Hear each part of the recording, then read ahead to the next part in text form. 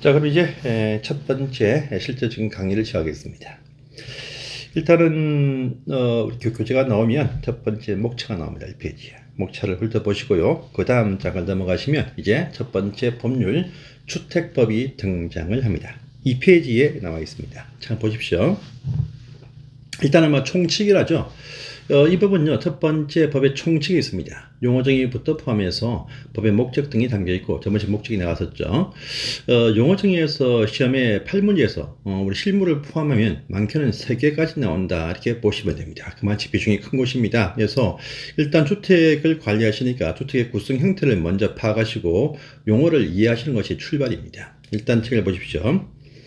일단은 주택법 용어도 상당히 많지만은 여러분들이 실제 실무상 필요한 내용과 시험에 필요한 내용들 위주로만 담아놨습니다. 많은 문구들 정리해서 압축해서 문구를 포함해서니까 이 문구만 보시면 시험 지문에서는 답을 정확하게 집어낼 수 있습니다. 자, 보시면 첫 번째. 자, 2페이지입니다.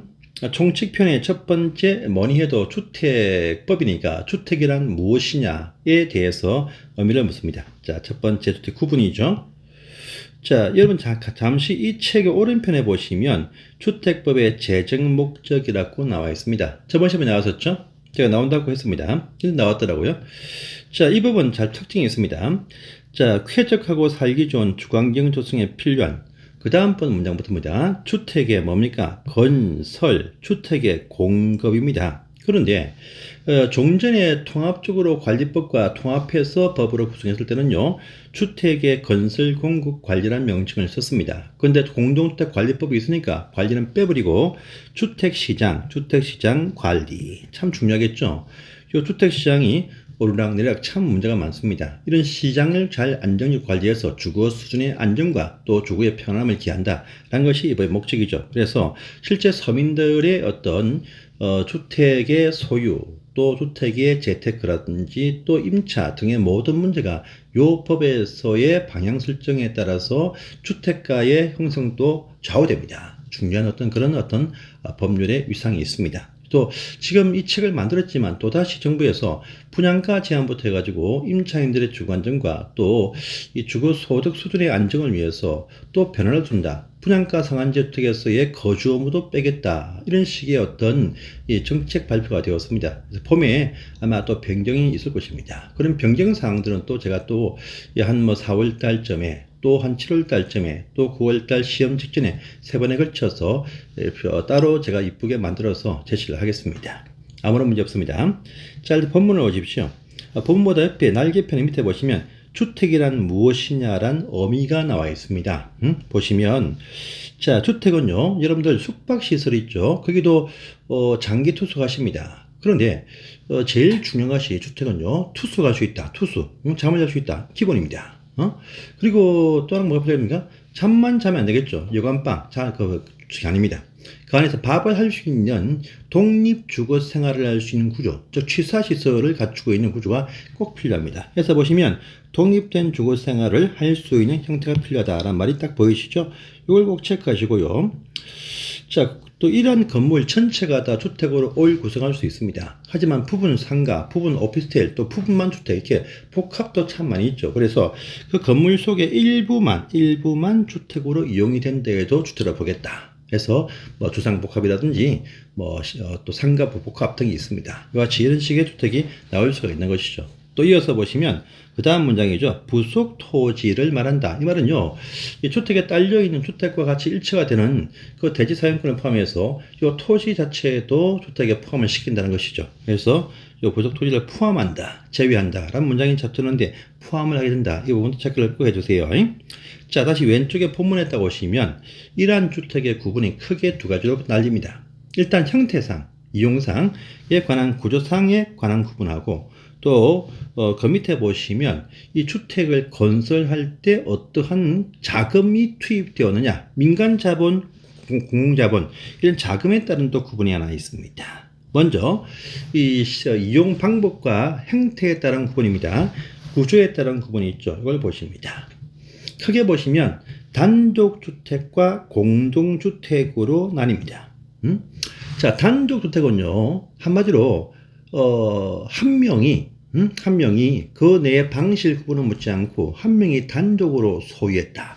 단독으로 소유해서 주택으로 이용한다라는 말입니다. 그 이용 방법이 자기 식구만 삽니다. 그러면 평수 면적을 따지지 않고 전부 다 그냥 올 단독의 단독택입니다. 그 건물 속에 자기 식구만 살고 있어요. 그러면 단독택이라. 그런데 그 밑에 보시면 다중과 다가구 있죠. 이거 뭐냐? 이 집주인이 한 명입니다. 그런데 호실별로, 방실별로 구분 등기는 안 되어 있어요. 구분 등기는 안 되고 그냥 구조상 세를 내어주는 형태가 요 다중과 다가구택인데 그것도 차이점이 있습니다. 다중다가구의 규모는 똑같아요. 통합했습니다. 자, 세개층까지 이하만 주택으로 쓸 수 있고 요 세개층까지만의 바닥 면적을 합한 것이 660제곱미터, 즉 200평 요 이하가 되게 한다. 크기가 규모 제한 되겠죠? 자, 그리고 그 차이점이 더 있습니다. 우리가 주택하면 그 안에 호실 안에 원래 취사 기능이 있어야 됩니다. 있어야 돼. 그런데 요 다중에 보시면 그 옆에 독립주택가 아니다라는 말 보이죠? 이 말은요, 이 다가구주택은 가구 속에 주방이 있습니다. 그런데 다중택은요, 그 호실 또는 가구라고 볼 수도 있겠지만 그 안에 주방이 있으면 안 돼. 싱크대 넣으면 안 됩니다.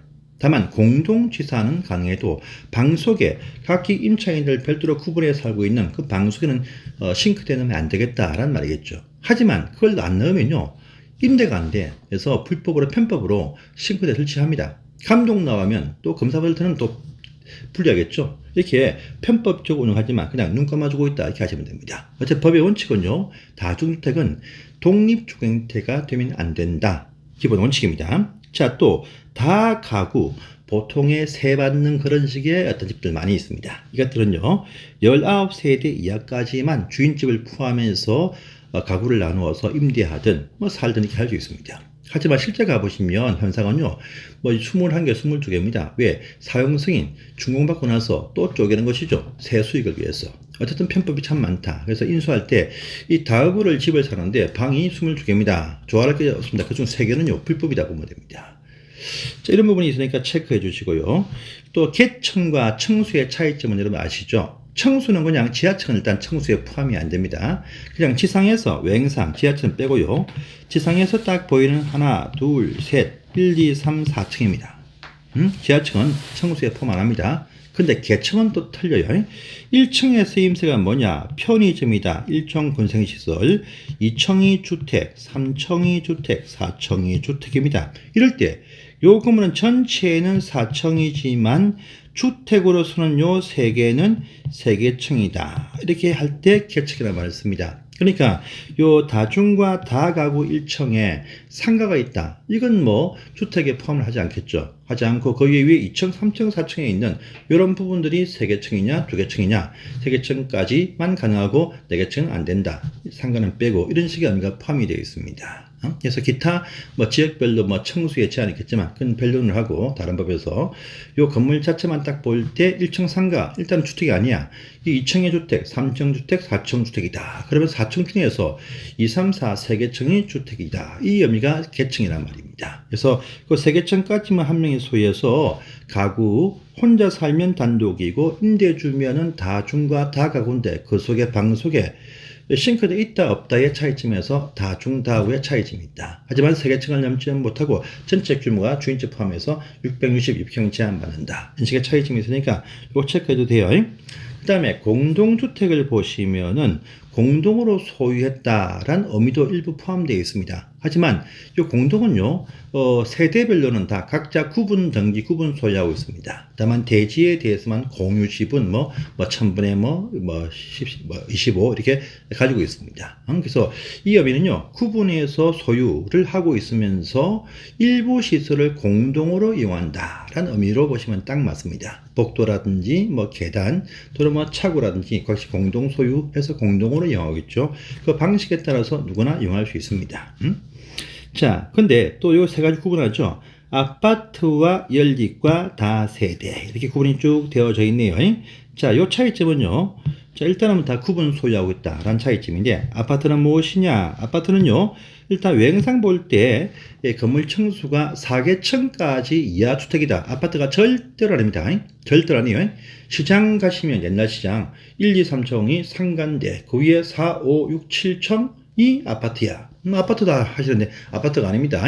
상가는 빼고 그 위에 4층, 5층, 6층, 7층 4개층만 있어. 아파트는 절대 아닙니다. 아파트가 되려면 한 층이 더 있어야 돼요. 그래서 이 건물 다른 어떤 서임새는 빼고 주택으로 서는 것이 5개 층 이상이 나오면 아파트가 됩니다. 상관없이 그냥 1층 아파트, 1층 주택, 2층, 3층, 4층, 5층도 아파트입니다. 근데 1층에 상가, 2층 상가, 3층 상가, 그 위에 오피스텔도 몇 개 층 올라가는데 아파트라고 되어진 것이 되려면 그 위에 주택으로 구분된 것이 하나, 둘, 셋, 네 개, 5개 이상이 나와야 됩니다. 그래서 주택으로 딱 등기되어진 주택으로 허가받은 그 해당 층이 하나, 둘, 셋, 넷, 5개 층 이상이 나면 무조건 아파트입니다. 또 지역에 보시면 외형상 뭐 6층 또는 5층 이런 거 지어놓고 무슨 파인빌, 무슨 그린빌, 무슨 고급 빌라 있죠. 서울 가시면 방배동에 가시면 뭐 4개층짜리, 4개층짜리 아주 고급 호화빌라가 참 많습니다. 저기 저 한남동 가시면. 근데 보면 다 외형상 무슨 빌 해놨어. 또 그냥 뭐 아파트는 절대 아니거든요. 다 빌라입니다. 빌라. 흔히들 말하는 평수가 큰 빌라는 뭐냐? 연립주택. 평수가 작은 빌라 뭐 양쪽으로 딱 4개층 있다. 이렇게 하면 그건 뭐 다세대 이렇게 보시면 딱 맞습니다. 자, 일단 보세요. 그래서 아파트는 5개층이다. 그러면 연립과 다세대는 무조건 5개층이면 안 돼. 4개층까지만 이하만 써야 됩니다. 뭐 2개층이다, 3개층이다. 그건 묻지 않는데 4개층을 넘을 수가 5개층을 될 수 없어. 4개층까지 이하다. 근데 요 차이점이 말입니다.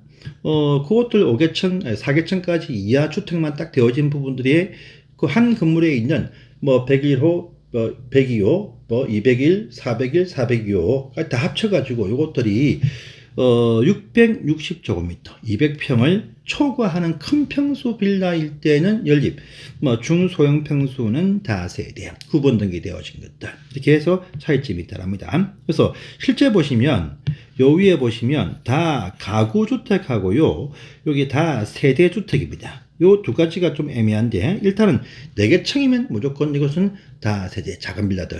근데 3개층까지만 딱 되어 있어요. 그러면 이것은 등기부 떼봐야 됩니다. 왜? 규모가 다 660, 660이야 비슷하죠? 3개층만 딱 지어도 4개층이 하니까 연립이 될 수 있어요. 구분 등기되면. 그러니까 이런 식에는 실제 다가구와 다세대는요, 등기부 띄봐야 이것이 진짜 빌라인데 이 다세대 주인이 다른 집들이냐, 한 주인 밑에 세 받는 집이냐, 이걸 구분할 수가 있다. 이렇게 아시면 됩니다. 자, 그러면서 왼쪽 밑에 보시면 다시 자, 세 번째 칸을 보시면 날개편에 건축법상의 주택의 구분입니다. 왼쪽에 있듯이 단독, 다중, 다가구, 아파트, 연립, 다세대 요 세 개는요 똑같아요. 구분이 똑같습니다. 그런데 자, 건축법은요 단독에 보시면 공간이라는 것이 하나 추가되고 공동에 보시면 기숙사라는 것이 또 하나 추가됩니다. 이같이 단독 뭡니까? 주택법상의 주택 구분과 건축상 구분은요, 여기 공간과 기수가 있다 없다의 차이점이 있으니까 항상 요 염두에 주시면서 보십시오. 자, 또 그 밑에 보시면 조금 어려운 사항인데 필로티 있죠? 여러분들 1층에 보시면 차고가 있고 뭐 있어요. 뭐 전체 다이든 또 일부 상가 있고 있습니다. 이럴 때 이것을 층수에 포함을 할 것이냐, 층수에. 뭐 지역에 여러분들 잘 아시는 분은 알겠지만 뭐 일종 뭐 일반 주거다 하면 층수가 4층 이렇게 제한 받습니다. 그러면 5층을 지을 수가 없어. 1층에 전층이 다 차고집이냐, 필로티야. 그러면 층수가 1층 잡혀버리면 위에 하나, 둘, 세 개 층밖에 못 짓습니다. 아닙니다. 층수에서 빼주니까 그 위에 필로티에 있는 차고집 빼고 위에 2, 3, 4, 5층까지 올라갈 수 있는 형태가 바로 요 말인데 잘 보세요. 일반 건물은 어찌됐든 필로티가 있으면 바닥 면적에서는 나중에 비웁니다. 바닥 면적에서는 빼주긴 빼주지만요. 층수는 잡습니다. 1층 잡아버려요. 그런데 주택 건물 두 가지, 전체는 아니고 아파트와 연립주택은 1층이 전부 몽땅 텅텅 비어있는 필로티 구조일 때 아니지만 층수에서 빼줍니다. 1층에 만약 상가가 있어요. 1층에. 그러면요, 이거 뭐냐, 복합 건축물 주상복합이 됩니다. 자, 그런데 여기 다중주택과 다가구와 다세대, 서민들이 거주하는 규모 중소형 평수의 빌라인데 이것들은 말입니다. 1층이 전부 이어도 층수에서 빼주고 1층이 부분 일부가 필로티네. 1층에 갈비집 하나 있어요. 편의점이 있습니다. 나머지 반 정도가 비어 있죠. 요것들 여기 다중과 다가구와 다세대는 그 경우에도 청수해서 빼주겠다. 그래서 이런 주택에 상가가 있으면요, 흔히들 부를 때 상가주택이라고 부르죠. 상가주택. 위에 아파트나 연립은 복합주택, 밑에는 상가주택 이렇게 흔히들 부릅니다. 아시겠죠? 그러니까 전 일부만 필로티도 요 세 가지는 청수해서 채워주겠다. 단 나머지 1층에 일부, 필로티 말고 일부 상가이다. 상가. 뭐 미용실, 이것이 원룸이면 안 됩니다. 그래서 상가 주택이 아닌 시설로 이용이 되어야 청수해서 빼준다. 이런 부분이 있습니다. 보시고요. 자, 그 다음에 자금 하나 하고 수업 마칠게요. 이거 참 중요하죠. 하지만 10분 넘어가면 수업에 우리가 효율이 없죠. 이게 자금은 또 중요하니까 다음 시간에 보겠습니다. 감사합니다.